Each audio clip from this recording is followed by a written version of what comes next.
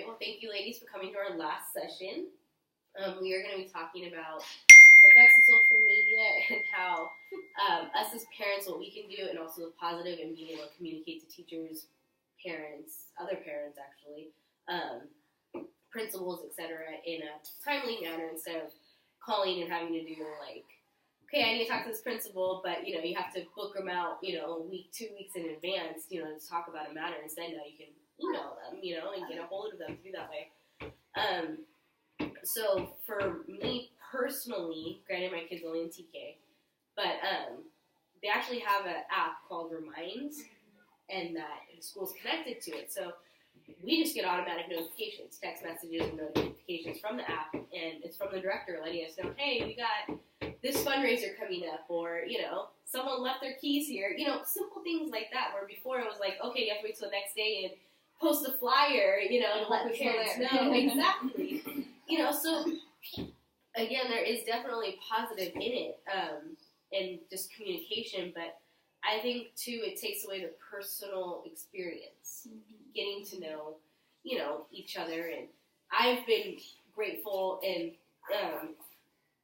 thankful enough to be able to meet, you two in person, even though we met on social media, and that's where it's us as parents, us as human beings, to take it to the next level and actually getting to know the person in real life, not, oh, we're Facebook friends, but I've never met you before, so I think, us as parents is the same thing, is monitoring and controlling all that and what's going on with our kids. So I don't know if any of you guys have a personal experience with it. I know, in the foster system, I don't know how it works with, even working with their social workers. Yeah, we text everything. And it's considered a legal document, too. So instead of having to send an email, we text everything. That's crazy. That is crazy. Really? It's considered a legal document? Yeah. Wow. Because they can just print it off then, huh? Yeah. That is insane. The only thing that you cannot send through text message to a social worker is a 7-day request, like a 7-day notice. Yeah. You have to do email. stuff. I feel like that's a good thing about that. It's like you have proof of what they said and what you said, instead of saying, I never said any of that. Versus the person who's like, it's his word against your word or whatever. So. That's what I was just going to say too, is I had to email Owen's principal for something because I couldn't get a hold of her, and so I was like, well, give me her email. And then after I thought, well, this is better anyway, because now I'll have her response, because it was something we had already talked about and come to an agreement on. But then a few weeks later, it was different, and she didn't remember the conversation. And so this time it was an email, and so that couldn't happen again. And I don't think it was an intentional thing. I think it just slipped her mind and things got caught up or whatever. But it's nice to have that paper trail. And then, I just emailed the director of student services for Owen to get them to let me have his PT come on campus, even though UKIPA doesn't provide PT. And he agreed to it. And so now, same thing. I've got it in writing where I can if they try to say no, that can happen. Look, your director said right here. Right. So that makes it nice, but it does kind of take away the personal side of it, especially if you don't ever get to see them, because a lot of parents don't go into classrooms all the time or go on campus and meet everybody. I'm there all the time. Me too. So I get to meet them, so I don't feel like it takes away the personalness for me. It's just easier. But I know there's a lot of parents that don't take the time to go down and do that. I like to know, who their teachers are, who the principal is. I walk on the school, they automatically know who I am. Not for all bad reasons. No, they're good or bad. Special ed ones, and so I give them, if something happens, he comes back in a different mood or something, I'll put on, is everything okay? What happened? Was there a change in schedule? What's going on? Or when I see the math grade come in for my son, he was in the, it was a high D, but still it was a D, he's mainstreamed, and so, what do we need to do? Do we need to have extra things that are going on for him to get extra help with their assistance or whatever? And so we were back and forth. I know her, and so because of that, I feel that, it does take away the personal, but at the same time, I already know her, and so it keeps us informed on whatever is going on, because he doesn't always want to see me there. He's in junior high. He's getting ready to go to high school.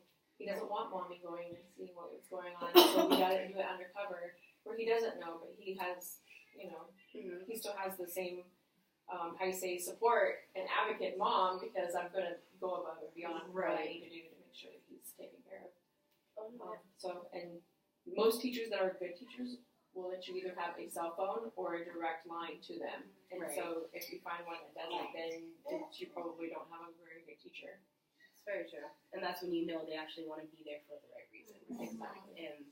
And I think that's the biggest thing. And I know, like, for example, for me, when I was a group home administrator, like I was in charge of a probation group home, I was on that campus every single day. And those boys knew if they were not in class and I saw them, they were running to that classroom. and the thing is always, and they have, and I don't know if out here has it, but it was like a website where you could check to make sure they went to the attendance class. Oh, yeah. Okay, so like that, I was new. I don't have kids in school yet, you know, so like that was new to me. I was like, oh, I could see everything. Why weren't you in class at this time, you know? And they have like each, every period. Each time which class they missed, right? Yes. So, and then we would actually get a phone call on top of that. So I was just like, oh, all right, you know. But here's the problem. When you have subs or you have teachers that can care less, with teachers that can care less, they're not keeping proper attendance. So then I'm getting on my probation kids, like, okay, why weren't you in class? I got to notify your probation officer. No, I was in class. But here's the thing, how can I trust what you're saying? Because you're here for a reason.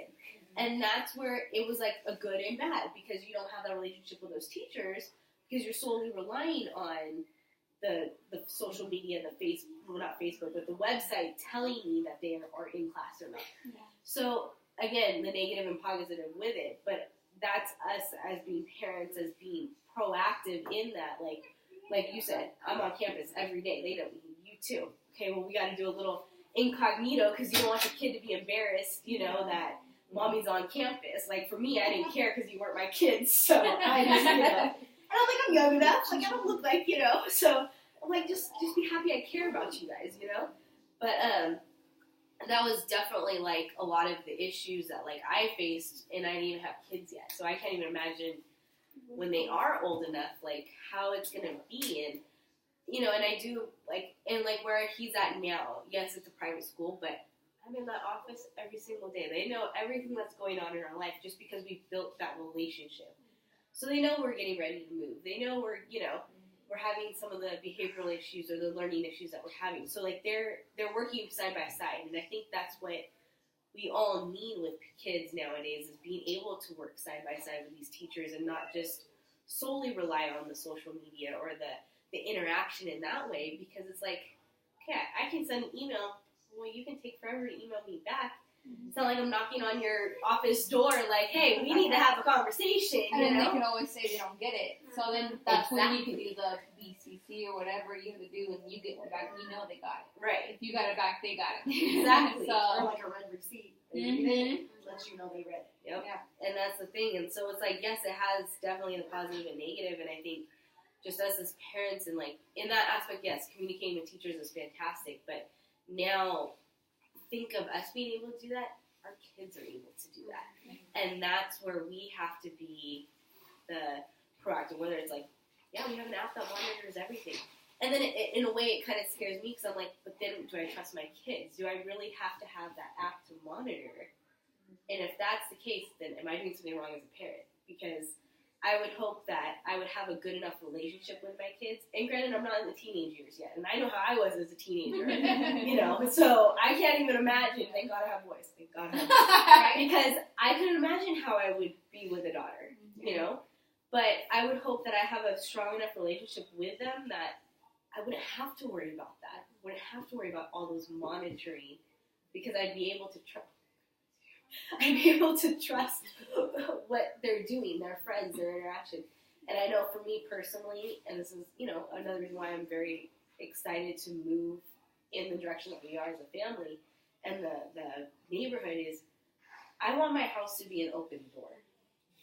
That's always what I've wanted. And if a kid is just like, I just need a place to stay, or just a break,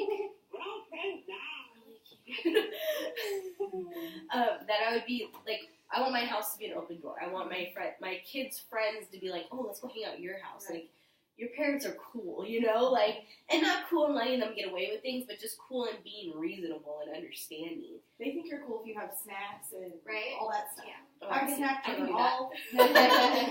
Right? So they know. See, and I'm cool. I'm fine with that. I would love that. You know, I don't want it to be like, oh, I get away with stuff because of that. Because no, that's not how I am. My kid, I'm very strict with my kids. I mean, heck, I wouldn't let him watch an iPad. You know, like, because I see what it does, and I think that's just, as parents, we need to be proactive. But it's like you see kids nowadays, and I don't know what it is. I don't know what changed it. I really don't. Because I'm like, okay, I was raised a certain way, and I'm not that way. So what are we doing wrong? You know. And is it because of social media? Is it because they have access to everything, like, at their fingertips now? And there's, I don't know if you guys have seen this, but on Facebook, they had this, like, meme or whatever that was, like, a mom dragging their kid in by the ear from outside, and it said then, and then it said now, and they're dragging them outside while their kid's holding the cell phone. Yeah. And I was just like, oh my gosh, that was my childhood. My mom, I remember playing, as soon as the street lights went on, that's when I knew I had to go inside. Like, we didn't watch TV, and, like, even, for example, my kid, he's like, oh, Mom, pause the show, I need to go to the bathroom. Oh, no, back in the day, You got a boy, yeah, you have to hurry and go. you held it to that commercial, you know, and it wasn't, like, no playback or recording or DVRs. It was, if it was gone, it was gone. You never knew what happened. So it's almost like, we can't go back to those times, and I get that. And I wouldn't want to either. Like, you know, this is life now. But it's like, it almost makes me sad sometimes because it's like, my childhood was playing outside. My friends that I had, I grew up with the same kids the whole time. And it's like, that's what I want my kids to have, but it's like, you can't force them because you know what these other kids are doing. So it's like, where's that balance? And, you know, I mean, your kids, I know, are out. They're always outside until it's dark. And see, and that's what I love. But out here, no, we don't got that. And again, too, my biggest thing is the street. People go flying down this street, and so it's like, it's safety too. And again, that's another thing that comes into social media is you're so aware of what's going on all the time, where it feels like it's like 1,000 times worse than what it was when we were younger. Right. And it's like, is it really, or is it just because we have it at our Just more fingertips? Yeah.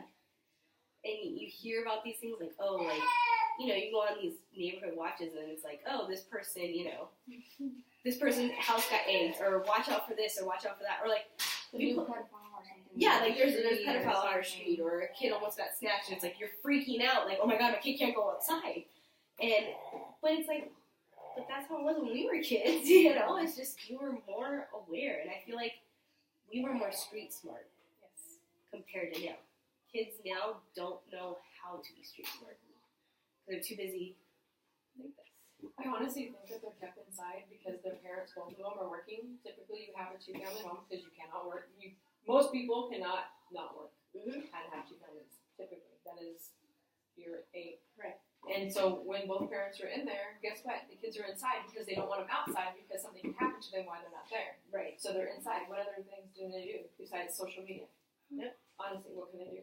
Well, then everybody comes home from work and it's hustle, hustle, hustle, and doing their own social media thing, and you know, everywhere you go, everybody's on their phone, and so there's just like a level of not paying attention. So like you're saying, I don't want to be monitoring my kids and feeling like I don't trust them, but then there's that other extreme of parents who are like, oh, thank God, they're busy for 20 minutes, and I don't need to worry about it, and they don't realize what's on the YouTube shows that they're watching, and they think that they don't need to check because their kid's right there watching kids' YouTube, and so it's just this unawareness, whether it's intentional or not.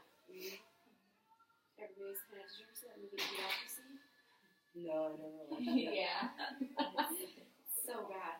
Watch it. You'll be like, oh my god, this is what's happening. It's a movie about people getting dumber as time goes on, and there's so much in it that's actually coming true. It's great. I saw a meme about it. That's Yeah, what it is. It's Technology like was taking over everybody's brains. Like, people got too stupid and too lazy to do anything anymore.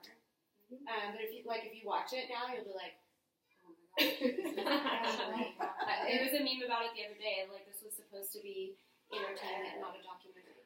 And now it's turning popular. Like, I know, like, my biggest thing, like, I don't know if you guys use Instacart. Yeah, I tried it once, but I think it's way too See, much. like, I like grocery shopping, Yeah. you know? See, I won't do it again. I was like, I could have spent 45 minutes and saved $60. See, like, I've never tried it, but I'm like down for like Amazon. Like, I am straight Yeah, Amazon person. Like, I think we have a package like almost every time we order. It's ridiculous. And like, I look and I'm like, what the heck did you order again? You know, like, what do we mean? But it's just, oh no. So I was like, oh god, no, fuck.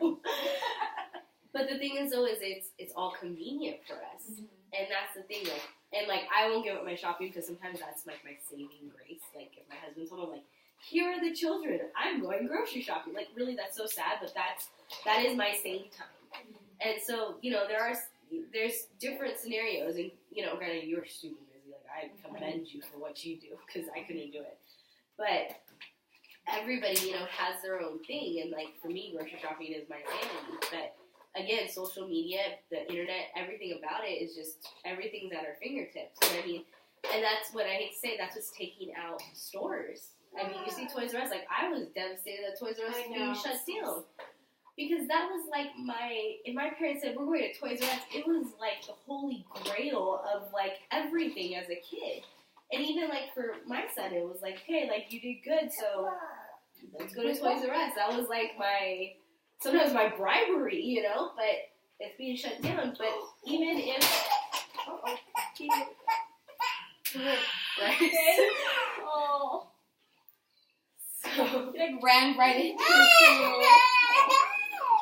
come here, Chester. Is you okay? Okay. He like lost his balance and he grabbed the thing and He's probably getting sleepy. He is pretty tired. So, but I mean, that's basically.